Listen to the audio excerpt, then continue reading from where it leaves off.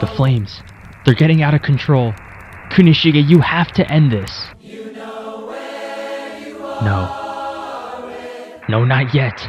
I still haven't proved that I'm worthy. I have to do this. I have to protect her. What's there to protect if you end up dead? Today, I only have...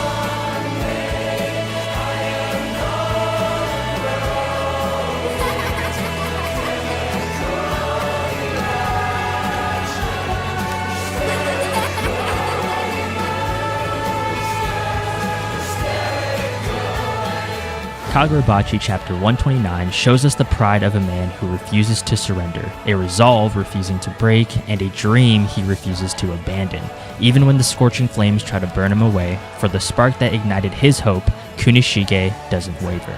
On yet another lovely Sunday, I hope you enjoy my Kagurabachi chapter 129 review. Picking up from where we left off in the last chapter, with Shiba teleporting the Masumi outside, immediately they all hear the sounds of an explosion coming from the forge as the leader starts to notice that the rain outside has become very hot. The reason is because inside the forge, the flames are now combusting with so much intensity that even Joji is starting to doubt whether or not everything will be okay. We know from chapter 127 that the group is currently in the endgame stage with this Tatara smelting process. Now Kunishige and Subaru were already anticipating that the chemical reaction from here on out will reach its peak. However, what came unprecedented to the two swordsmiths was factoring how the humidity would affect the highly reactive Dattenseki minerals. Typically, a change in the air's humidity would cause slight unstable flames at most, but that's if you were smelting normally with just iron sand. Since they're dealing with the Dattenseki instead, mixed in with pebbled magnetite, the result becomes a lot more unstable. It's so bad that not only is everything inside the forge burning and scorching in flames, but even outside, when rain hits the ground, it immediately starts evaporating, and the Masumi leader mentions that getting close to the forge would be suicide. So you can only imagine how hot it is for Kunishige, Subaru, and Joji right now. Yet, despite the insane circumstances, Kunishige's concentration doesn't falter. With his special eyes having constantly dissecting the reactions and particles for the past 38 hours, he's able to adapt and ensure that everything in the furnace is going to be okay. Kunishige's solution is to speed up the furnace's feeding cycle to a rate of every 30 seconds. So basically, in a real-life Tatara smelting process, there's like multiple workers or blacksmiths similar to Subaru's clones, and they are constantly working around the clock, adding layers of iron sand, charcoal at certain hour intervals in order to maintain the forge. Another important aspect with the Tatara smelting process is the amount of airflow you let into the furnace. In Kagurabachi, we see that they use these pipes called the kiro, which is accurate in real life, as the more air that's continuously pumped into the furnace, the more the charcoal will burn inside, thus the more heat and flames produced. But now that we know how badly the Dattenseki's influence is affecting with the air's humidity, Kunishige, seeing the particles and reactions, is able to immediately dissect and figure out that they have to input the materials a lot faster than before, so the iron, the charcoal, and the bellowed air in a rate of every 30 seconds so that they can maintain the flames back to its normal temperature and prevent one of Chiaki's most dangerous prophecies to come into fruition, the prophecy in which the Enchanted Blade project would cause massive destruction to the entire city. To prepare for this potential destruction, the Masumi leave Shiba's location and position themselves around the forge so that they can build a barrier to negate as much colossal damage as possible. Now, how easy is the solution to speed up the furnace's insertion rate? Well, it's simple. The weather changes all the time in a traditional Tatara forge. The workers are almost always having to adapt and change the amount of materials they need to feed into the furnace. However, because the current situation in the room feels like a living hell, it's more about the character's endurance and durability to keep going. Even as it's hard to breathe right now, Kunishige thinks about Chiaki. It cuts to a flashback to the day when Chiaki had to start distancing herself due to inheriting the Soga clan's prophecy powers. Of course, we know that Shiba, Kunishige, Azami, and Chiaki were all close friends growing up, so Shiba mentions that because they hung out together all the time, the feeling of Chiaki being from a noble clan, you almost just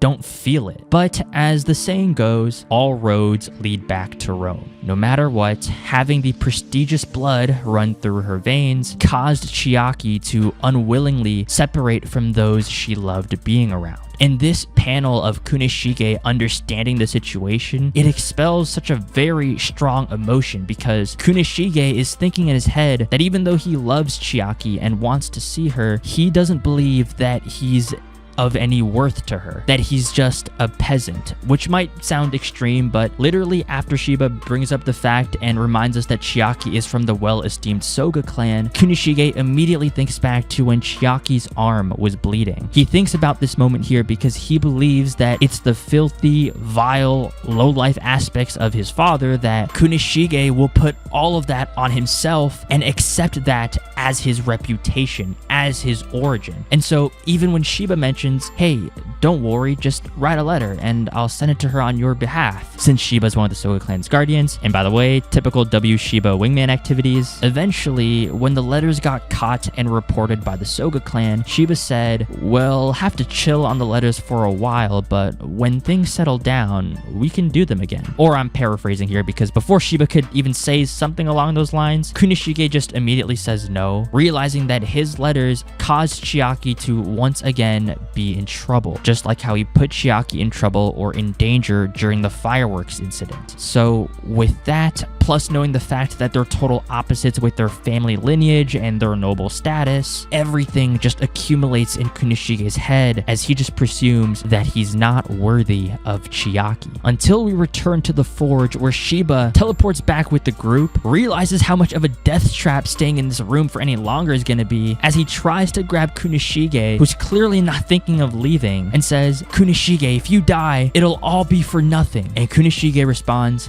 today.